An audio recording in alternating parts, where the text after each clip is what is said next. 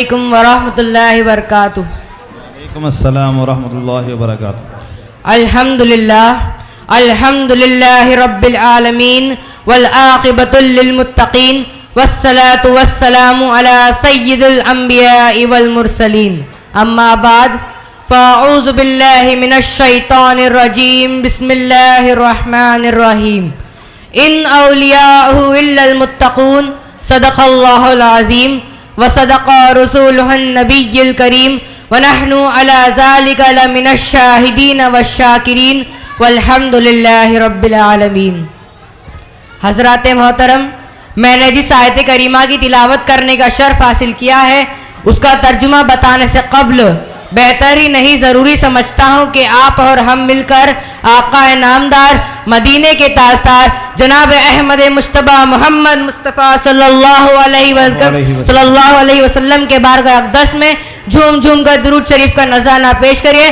پرے باواز بلند اللہم صلی علی سیدنا شفیعنا حبیبنا مولانا محمد مبارک وسلم، صلاۃ و سلاما علیک یا رسول اللہ صلی اللہ علیہ وسلم۔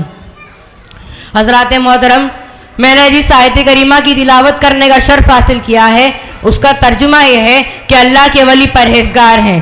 اللہ کے ولیوں میں سے ایک ولی جن کا نام حضرت مالک بن دینار رحمۃ اللہ علیہ ہے۔ آپ کا تعارف آپ اور حسن بصری ہم اثر ہیں۔ آپ کا شمار بھی دینی پیشواؤں اور سالکین رہنماؤں میں ہوتا ہے۔ آپ کی پیدائش اپنے والد کے دور غلامی میں ہوئی۔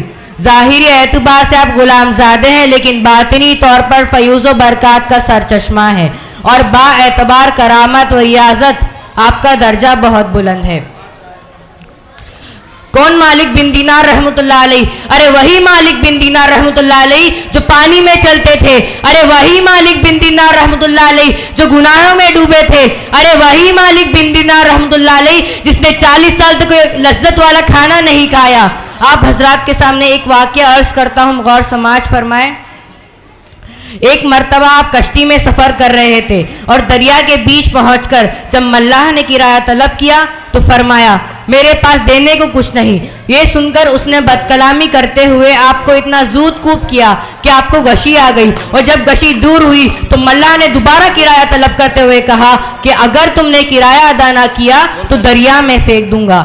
اسی وقت اچانک کچھ مچھلیاں اپنے منہ میں ایک ایک دینار دبائے ہوئے پانی کے اوپر کشتی کے پاس آئی، اور آپ نے ایک مچھلی کے منہ سے دینار لے کر کرایہ ادا کیا۔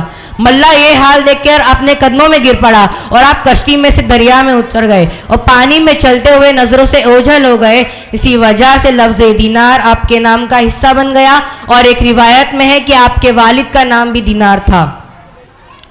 آپ حضرات کے سامنے ایک مالک بن دینار رحمۃ اللہ علیہ کے بارے میں ایک اور واقعہ عرض کرتا ہوں، بغور سماج فرمائے۔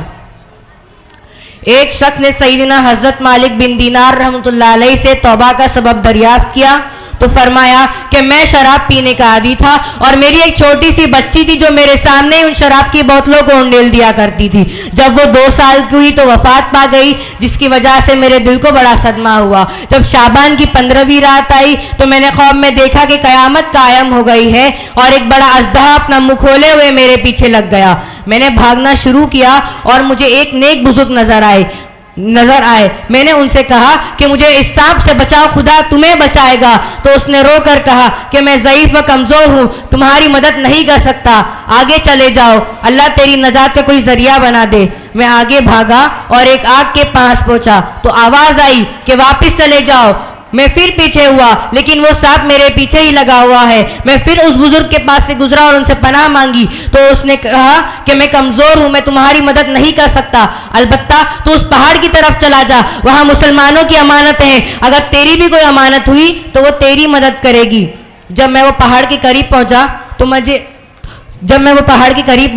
مجھے ایک فرشتے نے آواز دی کہ دروازہ کھول دو، شاید اس کے پاس تمہاری کوئی امانت ہو تو وہ تمہیں دشمن سے پناہ دے گی۔